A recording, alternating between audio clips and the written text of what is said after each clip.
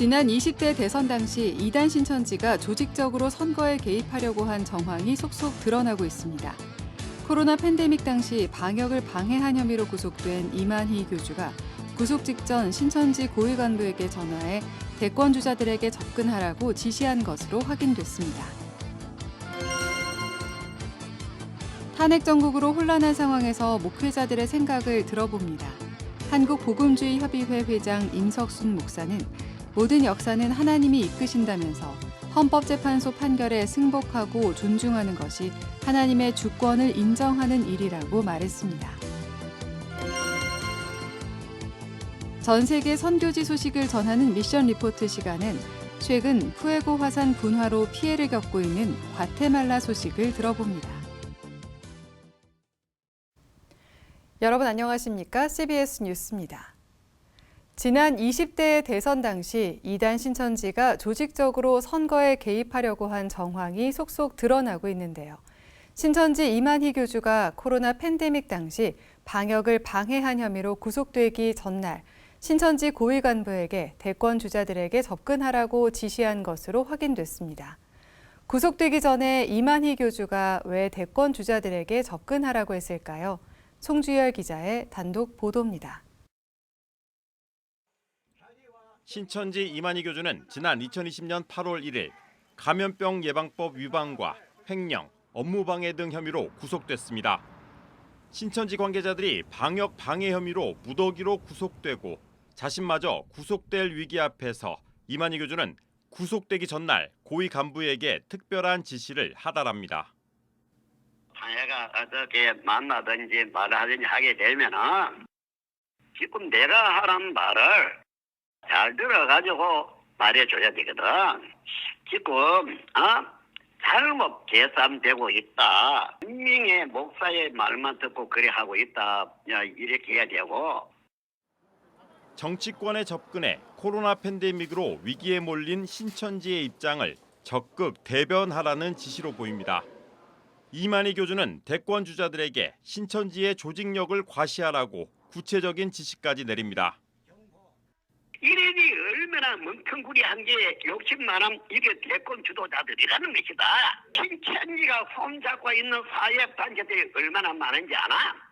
우리 여성 그룹만 해도 우리 사회단체의 정부 외부 연구고 손잡은 것이 몇 바퀴인지 알아?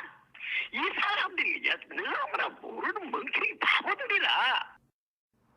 이만희 교주는 코로나 방역 행정 집행을 위해 신천지 과천본부와 가평 평화의 궁전에 들이닥친 이재명 당시 경기도지사에 대한 언급도 했습니다. 사람들이 다 경기도지사가 신천지 돼서 이렇게 하는 것은 개신교에 잘 보여서 대권대의 표 얻기 운동이라고들 말하고 있다. 그렇게 이야기하고. 당시 이만희 교주로부터 이 같은 지시를 받은 신천지 간부 탈퇴자는 자신 말고도 측근 몇 명에게 지시를 내린 것으로 안다며 20대 대선을 신천지 위기 극복의 기회로 만들어야 한다는 뜻으로 이해했다고 말합니다. 신천지는 근우회랑도 하나가 돼 있고 다른 단체들도 많이 하나가 돼 있어서 워낙 큰 단체가 돼 있으니 유력 대선 후보들하고 관계를 잘해서 구명이라든지 향후 앞으로 교회가 나가는 데 있어서 더 이상 약하게 되지 않도록 관계 개선을 잘하라고 말씀하신 내용입니다. 한편 코로나 팬데믹 당시 이만희 교주의 구명을 위해 고위 간부가 법조계 로비를 벌였다는 의혹이 제기된 바도 있습니다. 이만희 교주는 신천지에 대한 부정적인 여론에도 지난 2020년 8월 1일 구속돼 그해 11월 12일 104일 만에 병보석으로 풀려났고 이만희 교주 방역법 위반 혐의는 2022년 8월 대법원으로부터 최종 무죄 판결을 받은 바 있습니다. 당시 신천지 2인자였던 고동환 총무는 자신이 재판을 받고 있는 이만희 교주를 위해 판검사 로비를 했다고 시인하기도 했습니다. 그동안 내가 일한 게 그냥 총무로만 일한 게 아니잖아. 선생님 옆에서 경찰이다 뭐다 섭외하고 판검사 그쪽에 로비하고 다 이랬던 거 몰라? 그렇게 자세히는 몰랐죠. 그거 다 통화한 거 상대방들 텔레그램 그 모든 걸 싹 다 남아가지고 변호사법 위반에 공무집행 강요죄에다가 감염 예방법에다가 선생님을 거기다 한 명에다가 이거 검사 구형 때리면 뭐 20년도 넘어. 근데 이거를 지금 가까스로 막아왔어. 코로나 팬데믹 당시 조직의 존폐 위기에 몰렸던 신천지 이만희 교주가 법조계뿐만 아니라 정치권과 대권 주자들에게 접근한 정황이 구체적으로 드러나고 있습니다. CBS 뉴스 송주열입니다. 윤석열 대통령의 탄핵 심판 선고가 예상보다 지연되면서 탄핵 찬반 입장에 따라 다양한 목소리가 나오고 있습니다. 갈등과 혼란이 갈수록 심해지는 상황에서 한국교회 목회자들은 헌재 판결에 승복해야 한다는 목소리를 내고 있습니다. 한국복음주의협의회 회장 임석순 목사를 만나 현 시국에 대한 생각을 들어봤습니다. 이승규 기자입니다.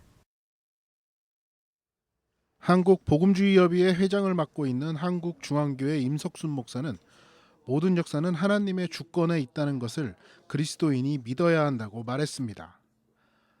헌법재판소의 판결 결과가 자신의 마음에 들지 않더라도 판결에 승복하고 존중하는 것이 하나님의 주권을 인정하는 일이라는 겁니다.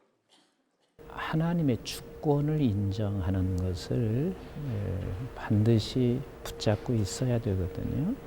그러니까 모든 역사는 우리 하나님께서 이끌어 가신다는 사실을 믿고 전제하지 않으면은 절대 답은 나올 수가 없어요. 임석순 목사는 민주주의 사회에서 법을 지키는 것만큼 중요한 일이 없기 때문에 혹여나 내가 원하는 판결이 나오지 않더라도 당연히 승복하고 존중해야 한다고 말했습니다. 특히 일부에서 헌재 판결에 대한 불복 목소리가 나오고 있는 점을 우려하며 서부지법 폭동과 같은 사태는 다시는 일어나면 안 된다고 강조했습니다.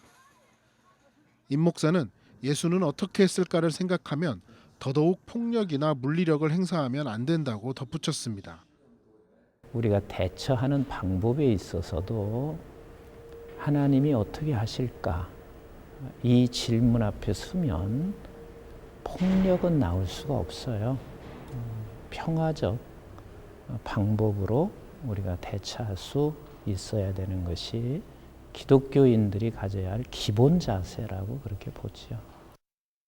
일부 극우적 시각을 지닌 목회자들이 화평보다 분열과 갈등을 조장하는 모습에 안타까움을 느낀다는 임 목사는 지금 교회가 할 일은 기도가 먼저라고 말했습니다. 이와 함께 목회자들이 진정한 성경적 시각을 전해주는 게 중요하다고 덧붙였습니다.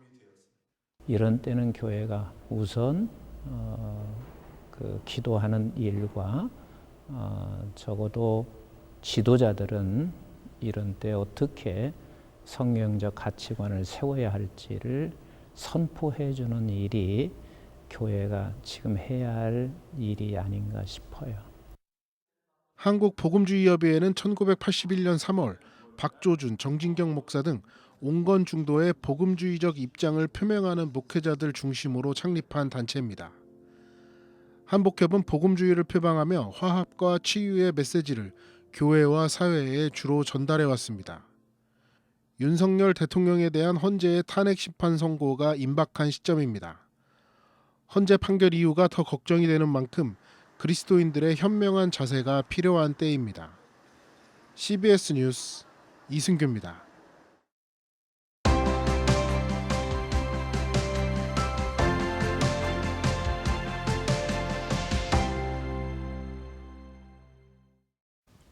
전 세계 선교지 소식을 전하는 미션 리포트. 오늘은 중앙아메리카의 과테말라로 가봅니다. 과테말라는 최근 푸에고 화산이 다시 분화하면서 피해가 발생하고 있는데요. 과테말라 다일 공동체 유성재 선교사가 전해드립니다. 지난 3월 9일에 수도 과테말라 시티에서 35km 떨어진 푸에고 화산에서 폭발이 일어났습니다. 푸에고산은 과테말라에 있는 활화산으로 4, 5년 주기로 분화하고 있습니다. 지난 2018년에는 크게 분화해서 200여 명의 사망자와 230명의 실종자가 발생한 바 있습니다.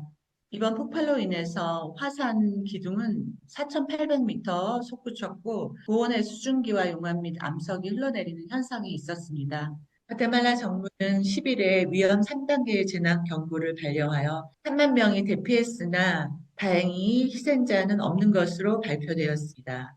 과학자들은 이번 폭발로 인한 화살류가 분화구에서 사방으로 계속 흘러내릴 것으로 예상하고 있습니다. 과테말라 기상청은 현재와 같은 분화가 계속된다면 화산재 기둥이 6,000m 이상의 고도에 달할 수 있고 40km 이상의 지역까지 피해 가능성이 있다고 경고했습니다. 그러니까 과테말라 분들은 디오스, 신이라 그래서 모든 24개의 각 부족의 신이 있지만 그걸 통틀어서 디오스라고 해요. 그리고 하나님도 디오스. 그러니까 이들에게는 그냥 신인 거예요. 공식적으로는 천주교 40%, 개신교 30%로 나오지만 대부분이 원주민의 신과 혼합된 종교이며 개신교의 60%는 이단으로 알려져 있어 참된 복음 전파가 절실한 상황입니다. 식지 시절에 이제 천주교를 강제적으로 받아들였기 때문에 자기들 원주민 신앙을 굉장히 다 고수하고 있어요.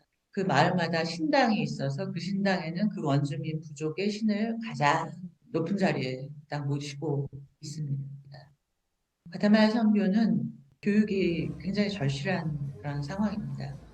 마음속에 깊은 곳에 아주 수백 년째 내려오는 그들 민족에 대한 신앙이 뿌리박고 있습니다. 그럼에도 불구하고 저희가 후원하고 있는 아이들을 보면 아이들은 쉽게 복음을 접하고요. 참 순수하게 복음을 받아들이고 정말 순수하게 그렇게 믿어요. 아이들을 통해서 복음이 들어가고 있기 때문에 저는 희망적으로 생각하고 있습니다. 과테말라 다일 공동체는 다일 공동체 해외 분원 중에 10번째로 오랜 기도와 준비로 시작이 되었습니다. 2021년부터 지말단항구 시청 앞 포장마차에서 무상급식 밥퍼와 빵퍼 1:1 아동결연 꿈퍼를 시작했습니다. 트럭에 짐을 싣고 다니면서 길거리에서 포장마차나 아니면 주차장 자리를 빌려서 계속 해왔고요. 아이들이 모여드니까 그 아이들을 데리고 예배를 드리고 같이 기도하고 또 찬양도 하고 아이들과 공립학교에 없는 미술이나 음악 시간을 통해서 또 그렇게 복음을 전파해 왔습니다. 2025년 3월 12일에는 다일 비전 센터를 개원하게 되었습니다.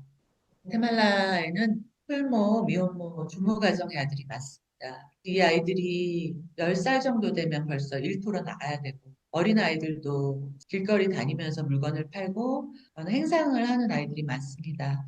이 아이들이 노동 착취를 많이 당하고 있고 한 달에 30불도 안 되는 돈을 벌기 위해서 모든 것을 다 포기하고 결국 가난의 고리를 끊지 못하고 있습니다. 그래서 이 아이들이 비전센터에 와서 정말 하나님의 집에 와서 이 아이들이 자기 집처럼 쉬고 또 공부하고 또 성경을 가르치고 예수님의 제자로 성장시킬 수 있는 그런 곳이 다일 비전센터입니다.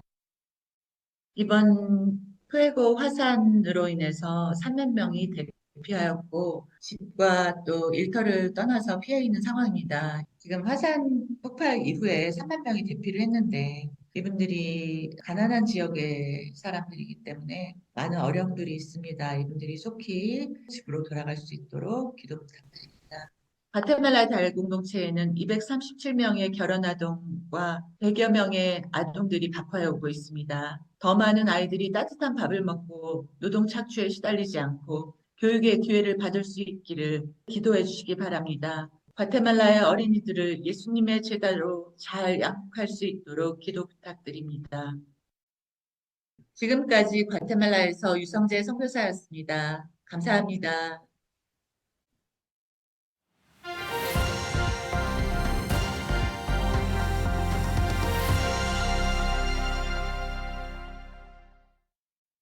간추린 지역교계 소식입니다. 교회갱신협의회 부울경 지역협의회가 설교 세미나를 열었습니다. 예장통합 순천노회 8개 시찰연합은 부흥성회를 개최했습니다. 교회갱신협의회 부산, 울산, 경남 지역협의회가 설교 거인들에게 배우는 강해 설교 작성법과 전달법을 주제로 세미나를 열었습니다. 여러 가지 정보나 또 설교 자료나 여러 가지 측면에서 큰 도움을 줄 수 있다 생각을 해서 특별히 우리 지역에 있는 100여 명의 우리 목사님들 대상으로 예장통합 순천노회 8개 시찰연합이 순천 동부교회에서 버티고 견디고 살아내라란 주제로 성령 전도 부흥성회를 열었습니다. 깜깜 어두워서 죽을 것 같죠. 두렵죠. 근데 여러분 그 시간은 절망할 시간이 아니라 오롯이 그 영화에 집중할 수 있는 기회라는 거예요. 기독교 대한하나님의 성회가 변혁적 사역을 위한 목회자 성장 세미나를 열었습니다.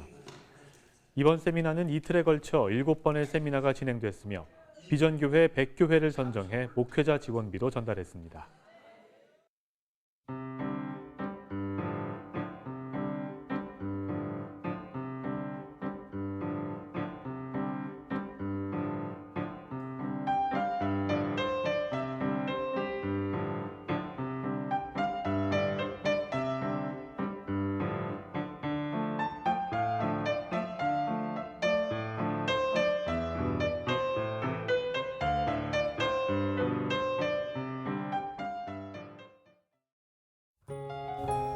날씨입니다.